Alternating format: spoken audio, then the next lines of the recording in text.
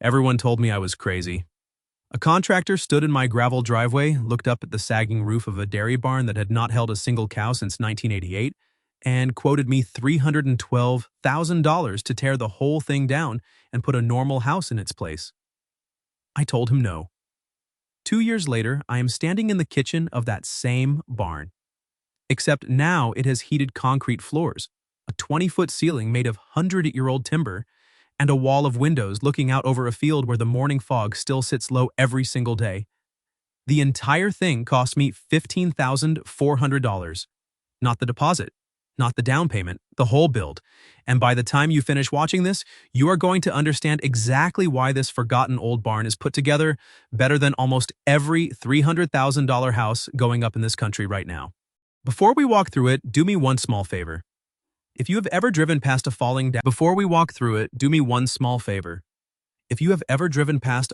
down building and seen something worth saving, instead of something worth bulldozing, subscribe to this channel. I document real conversions, real receipts, and every real mistake I made along the way, and I release a new build story every week. All right, let me show you how a barn that nobody wanted became the best home I have ever lived in. To understand how any of this happened, we have to go back to the spring of 2022, when I was not looking for a barn at all. I was looking for a house, like a normal person. My wife and I had been renting a cramped 2-bedroom apartment in town for 6 years, watching prices climb every single month, watching every decent house get bought in cash by an investor before we could schedule a viewing. We had saved for years, and every year the amount we saved bought a little bit less. Then one afternoon, an old family friend who farms about 40 minutes outside the city called me. He said he had 11 acres he was willing to sell, cheap because it came with a problem. On that land sat a dairy barn built in 1941. It had not been used for milking in over 30 years. The county had already been out to look at it, and they had basically told him to demolish it before it fell down on its own and became a liability. He did not want to pay to knock it down. So he offered me the land and the barn together for a number that honestly felt like a typo. I drove out there the next morning. I still remember pulling up the long dirt lane, and the first thing I felt was not excitement. It was doubt. The barn looked like it was leaning, the lower windows were smashed. There were sheets of tin peeling off the roof, flapping in the wind like loose paper. A tree had grown up right against the north wall. Inside it smelled like decades of dust and old hay and something faintly animal that never fully leaves a place like that. Birds had made the upper level their home. There was junk everywhere, rusted equipment, coils of wire, an ancient tractor tire half sunk into the dirt floor. But then I looked up, and that is the moment everything changed for me. Because when I looked up at the frame of that barn, I did not see a ruin. I saw timber. Enormous, hand-hewn beams, some of them a full foot thick, running the entire length and height of the structure. These were not the thin, finger-jointed sticks of lumber they staple together in modern subdivisions. These were solid trees, squared off by hand more than 80 years ago, joined together with wooden pegs and mortise and tenon joints. No nails in the main frame, no glue, just craftsmanship that had already outlasted 3 generations of the family that built it. I put my hand on one of those posts and it did not move. It did not flex. It felt more like stone than wood. I stood there for a long time, and a very dangerous idea started to form in my head. What if I did not tear this down? What if I lived in it? Now, before you think this was some smooth, confident decision, let me be honest with you. I fought this idea for weeks, because the sensible path was clear. Take the cheap land, demolish the barn, get a construction loan, build a nice modern farmhouse. That is what the contractor wanted me to do. That is what my father-in-law strongly suggested I do. That is what every single online cost calculator told me to do, so I got the quotes. And this is where the story really turns. Because the number to build a new 1,500 square foot house on that land, nothing fancy, mid-grade finishes, came back at $312,000. Then there was the demolition of the barn on top of that. Then the well. Then the septic. Then the driveway. By the time I added everything up, I was looking at close to $360,000 and a mortgage that would follow us for the next 30 years. We ran the math at our kitchen table late one night, and my wife just quietly put down the calculator and said, "We cannot do this." And she was right. We could not. That was the refusal. That was the moment where the safe path simply closed itself off because we could not afford it. And when the safe path disappears, you start looking a lot harder at the crazy one. So I went back to the barn, this time with a notebook, a flashlight, and a friend of mine named Dave who had spent 20 years framing houses before his knees gave out. I did not want my own excitement to fool me. I wanted a professional to walk in there and tell me if I was about to make the worst financial decision of my life. Dave spent 3 hours in that barn. He climbed into the loft. He crawled under the lowest section. He knocked on every post, dug his pocket knife into the base of the beams to check for rot, and pulled back the old boards to see what was underneath. When he finally came out, he was quiet for a second. Then he said something I will never forget. He said, "They do not build them like this anymore, and I mean that literally." He told me the frame was in better structural shape than houses he had built 15 years ago. The timber was old growth, which meant it was denser, stronger, and far more stable than anything you can buy at a lumber yard today. The joints were tight. The main posts were sound all the way through. There was rot, yes, but it was where he expected it, down at the bottom where the wood met the old foundation, and it was fixable. That was the mentor moment. That was the person who pushed me across the line. Because when Dave, a guy with nothing to gain and no reason to flatter me, told me this barn was worth saving, I finally believed it myself. We shook hands on the land that week, and the real work began. Before I tell you about that work, you should know whose barn this was because it mattered to me more than I expected it to. The family that built it in 1941 ran a small dairy operation on this land for almost 50 years. The man who raised the frame did it with his brothers and a team of horses, in a time before power tools, before hydraulic lifts, before any of the machines I take for granted every single day. When I was clearing out the loft, I found the things they had left behind. An old leather harness stiff with age, a rusted milk pail, and carved into one of the main posts a child's initials dated 1953. I kept that post exactly as it was. I built the staircase to wrap around it so that those initials now sit right at eye level as you climb up toward the bedrooms. Every single day I walk past a mark some kid made more than 70 years ago, and it reminds me that I am not really the owner of this place. I am just the next person lucky enough to take care of it. Now let me set your expectations because I do not want anyone watching this to think I clapped my hands and a farmhouse appeared. The first 6 months were nothing but demolition, cleaning, and problems. Big ones. The first problem was the floor, or the lack of one. Most of the barn had a dirt floor packed hard by decades of animals, but uneven, damp, and impossible to build on. In the old milking parlor section, there was a concrete slab, but it was cracked, stained, and sloped toward a series of drains, and I am not going to sugarcoat this, an old manure channel that ran the length of the building. That had to be dealt with before anything else. I spent 3 full weekends just clearing out that channel and the pit it emptied into. It is not glamorous work, but it had to be done, because that channel was actually going to become the path for all of my plumbing later, which meant the barn had, in a strange way, already been plumbed for me 80 years ago. I just had to see it. The second problem was the sill. That is the wood that sits at the very bottom of the frame, right where it meets the foundation. As Dave predicted, that is where the rot was. Water had been wicking up into it for decades. In some sections, I could push a screwdriver straight through the beam like it was cardboard. This is the part that scares people off old barns, and it should, because if you do this wrong, the whole building can settle and crack. I could not afford to hire a crew to do it. So I learned to do something called sistering and jacking.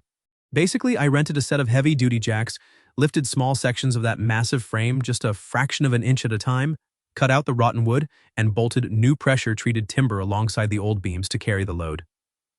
I did this in tiny increments over about 2 months. I was terrified the entire time. But that old frame held. It wanted to stand. It had been standing for 80 years and it was not ready to quit on me. Here is where the money story gets interesting and where I need you to really pay attention, because this is the difference between the barn and the $300,000 house. The single most expensive part of building a new home is not the finishes you see. It is the parts you do not see. The foundation, the framing, the roof structure. Those 3 things alone can eat up half of a construction budget before you have hung a single cabinet. And I already had all 3. The foundation was there, the frame was there, and it was better than new. The roof structure was there. That is where the bulk of my savings came from. I was not building a house. I was finishing one that had been waiting for me for 8 decades. But that roof did need help. The tin was shot, water was getting in. So my first real cash expense after the land was the roof. I sourced metal roofing panels directly from a supplier who had a stack of mismatched overstock, seconds they could not sell to a normal contractor because the colors did not match across the lot. I did not care about matching. I bought all of it for a fraction of retail and put it up myself over the course of a very long, very hot summer. Roofing is brutal, tiring work, and I fell asleep at 7 o'clock in the evening more nights than I can count. But when it was done, that barn was watertight for the first time in years. And the moment it was dry inside, everything else became possible. But a dry barn is not a warm barn. And this is the exact challenge that stops most people from ever converting one. A barn is designed to breathe. It is built to let air move freely through it, to keep stored hay from rotting, and to keep animals from overheating in the summer. A home needs to do the precise opposite. It needs to hold a sealed envelope of warm, still air inside it all winter long. Turning a building designed to breathe into a building designed to seal is the single hardest part of any conversion, and it is where I spent the most anxious money of the whole project. I went with spray foam, sprayed against the underside of the roof deck and along the walls, because it does two jobs at the same time.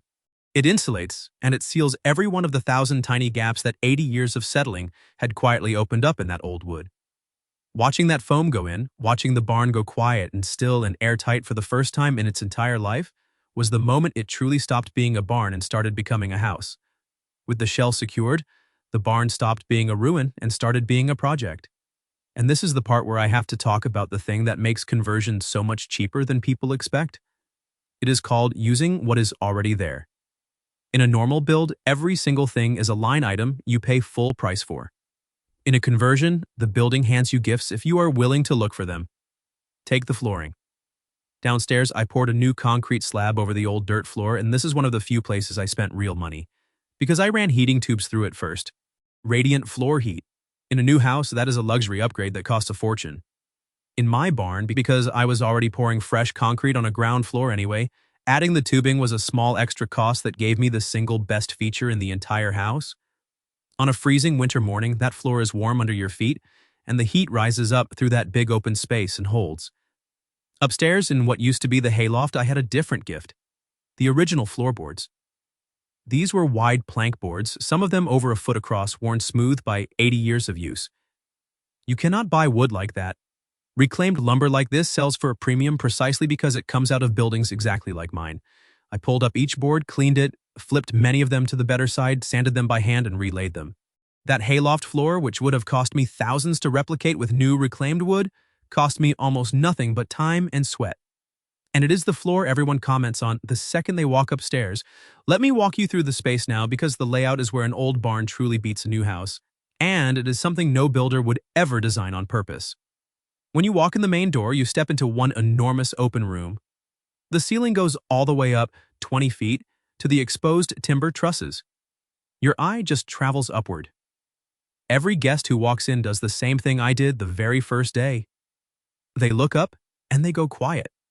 You simply do not get that feeling in a modern house with 8-foot ceilings and drywall. This space feels like the inside of a cathedral, except it smells like coffee and wood smoke instead of incense. The kitchen sits along the old milking parlor wall because that is where the water lines already ran. I built the island myself out of leftover framing timber and topped it with a slab of butcher block. Behind it, the living area centers on a wood stove that I found secondhand and refurbished over a couple of weekends. That stove, combined with the radiant floor, heats the entire downstairs for almost nothing, because I heat with wood off my own land now. The old dairy had these tall, narrow window openings along the south wall, originally there to let light onto the cows. I did not have to cut a single new opening for my main living windows. The barn told me where the light wanted to come in. I just replaced the broken glass with proper insulated windows, and now that south wall floods the whole room with sun from about 10 in the morning until late afternoon. It is passive solar heating that the original builders designed by accident, 90 years before it was a trendy term. Up in the loft, I built 2 bedrooms and a bathroom. The main bedroom sits at the gable end under the peak of the roof with a small window that looks out over the entire field. Waking up there feels like waking up in the top of a treehouse. The bathroom was the one room where I had to run new plumbing up the wall, and it was fiddly, And I did have to call in a plumber friend to help me with the connections, because water is the one thing you do not gamble on with your own inexperience. That was money well spent. The electrical was its own kind of education. In a normal house, all the wiring hides neatly inside hollow stud walls where nobody ever sees it. In a timber frame barn, there are no hollow walls to hide anything. Those beautiful exposed beams that I loved so much gave me nowhere to run a wire. So I had to stop fighting the structure and start thinking like the people who built it. I ran some circuits through the new insulated walls I was framing along the perimeter, and for the open sections, I used surface-mounted conduit in a black metal finish that actually suits the industrial bones of the place perfectly. I ran every wire myself to save the labor cost, and then I paid a licensed electrician to inspect all of it, correct my mistakes, and make the final connections at the panel. That split, doing the hard grunt work myself and paying a professional for the expertise and the sign-off, is the exact formula that made this whole project both affordable and safe at the same time. Do the labor. Buy the expertise. Never gamble on the things that can burn your house down or flood it while you sleep. There was still the outside to deal with, and there was the tree. That tree I mentioned earlier, the one that had grown up hard against the north wall over the decades, had to come down and carefully, because its roots were starting to push against the foundation, and its branches had been trapping moisture against the siding for years. Taking it out was a full weekend and a large favor from a friend who had a chainsaw, and considerably more nerve than I do. Once it was gone, I could finally get at the north wall, which had taken the absolute worst of the weather.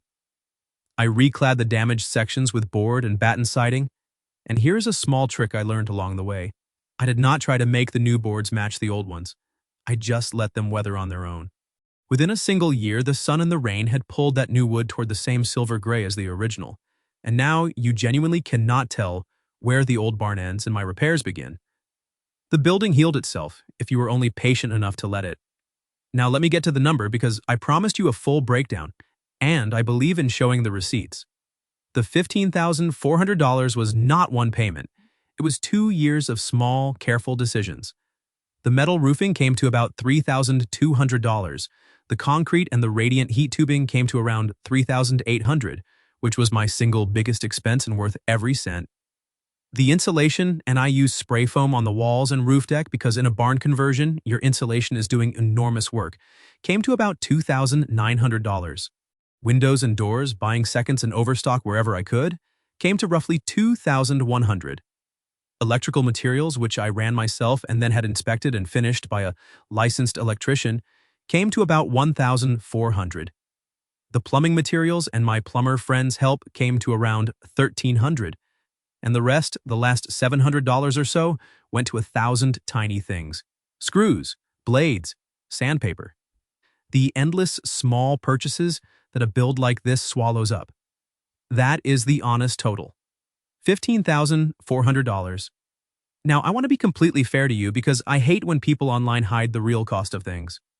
That number does not count the land, which I bought separately at a genuinely lucky price. And it absolutely does not count my labor. I put in an insane number of hours, nights, weekends, most of 2 summers. If I had paid a crew to do everything I did with my own hands, this number would be many times higher. So when I say I built a house for $15,000, I mean I paid $15,000 in materials to convert a structure I owned, using my own labor. I am showing you what is possible when you trade time for money, and when you start with bones this good. So let me answer the question in the title directly. How does this barn outbuild a $300,000 house?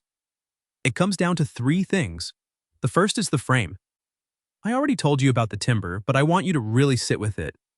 The average new construction home today is framed with young, fast-grown lumber, often milled from trees that are 20 or 30 years old. It is dried in a kiln, it is graded, and it is fine, but it is not strong the way old growth is. The beams in my barn came from trees that were likely a couple hundred years old when they were cut, back before 1941. That wood is denser, harder, and more dimensionally stable. A modern house is a promise that it will last. My barn is proof that it already has. The second is the space. For $300,000, that new build was going to give me 1,500 square feet of 8-foot ceilings and small, boxy rooms because that is the most efficient way to build to a budget. My barn gives me the same square footage of floor, but with a volume of space that a production builder would never give you because Open volume like this is expensive to heat and expensive to frame from scratch. I got it for free because the barn was already built that way. You cannot put a price on standing in a room with a 20-foot ceiling made of exposed timber. And even if you could, nobody would build it that way on purpose. The third thing is the part I did not expect, and it is the most important one. It is the character. A new house, no matter how nice, is brand new. It has no story. Every board is identical. Every corner is the same corner you would find in 10,000 other houses in 10,000 other subdivisions. My home has an entire life behind it before I ever moved in. There are worn grooves in the loft floor from decades of work. There are marks on the posts. There is a history in the wood that you feel the moment you walk in and that no amount of money can manufacture. Builders spend fortunes trying to fake this. They buy reclaimed wood and distressed finishes to imitate exactly what my barn simply is. Word got around the area about what I was doing, and the reactions split people right down the middle. The older farmers who remembered this barn back in its working days would slow their trucks at the end of my lane just to look, and almost every single one of them told me some version of the same thing. Good. That barn deserved better than a bulldozer. The younger folks mostly thought I had lost my mind, right up until the day they actually walked inside. Then they would go quiet, and they would look up at those trusses, and I would watch the exact same thing happen to them that had happened to me on my first day standing in the dirt. I am not going to pretend it was all triumph because that would be dishonest, and the hard parts are the whole reason I am able to tell you this worked. There was a night in the second winter when a pipe I had run froze and split before I had the insulation fully finished, and I spent Christmas Eve with a headlamp and a heat gun on my back, cursing every decision I had ever made. There was the inspection I nearly failed because I had run a circuit wrong, and I had to tear open a section of wall I had just finished. There were weeks where progress was so slow that I genuinely wondered if we would ever actually live in it. My wife kept the faith longer than I did, honestly. She would come out to the site, look at the mess, and just say, "I can see it." And then, one day, we could both see it. We moved in on a cold day in the fall before everything was fully finished because we simply could not wait any longer. We slept that first night in the loft under the peak of that 100-year-old roof, listening to the wind that the barn had heard 10,000 times before us, and for the first time in years, we were not paying rent to anyone. We owned it, outright, free and clear. There is no mortgage on this home. There is no bank. In a country where the average person will spend 30 years paying off a house, we built ours for the price of a used car and we own it completely. That changes everything about your life. When you do not have a mortgage payment hanging over your head every month, you make different decisions. You can take a risk on work you actually care about. You can weather a bad month without panic. You are not a prisoner to a number due on the first of every month. That is the real prize here, not the barn. The freedom the barn gave us, and I want to tell you what living here is actually like across a full year, because a house is not a photograph. It is a place you exist inside. In the summer, that big open volume that would cost a fortune to heat becomes my greatest gift because all the heat rises straight up to the peak and away from us, and the ground floor stays cool without a single air conditioner running. In the fall, the light comes in low through those tall south windows and turns the whole timber frame a deep gold in the late afternoon. In the winter, we pull the space down close around the wood stove, the radiant floor hums warm under our feet, and the wind hits that old frame and does absolutely nothing to it, because it has been losing that same fight for 80 years. And in the spring, the fog sits low in the field out front every morning, and I stand at that south wall with my coffee, looking out at the exact view that the farmer who built this place looked at every working day of his life. I did not just save a building. I stepped into a story that was already being told, and now I get to keep telling it. So if you are sitting there right now, looking at your rent or looking at the impossible price of houses in your area, and feeling like the door has closed on you, I want you to hear this. There are old buildings all around you that people see as problems. Barns, old schoolhouses, grain silos, small churches, garages. The world is full of solid structures that somebody would practically give away just to make them someone else's responsibility. And inside a lot of those problems is the frame of a home better than anything you could buy new, waiting for someone to look up instead of walking away. I looked up, and it gave me a life I could not have afforded any other way. If this story hit you the way I hope it did, here is your one next step. I have another video where I walk you through the exact 5 questions I ask before deciding whether an old building is worth converting or worth walking away from. Because not every barn is a good barn, and some of them really will bankrupt you. That video is on the screen right now. Go watch it before you fall in love with the wrong building. I will see you inside it.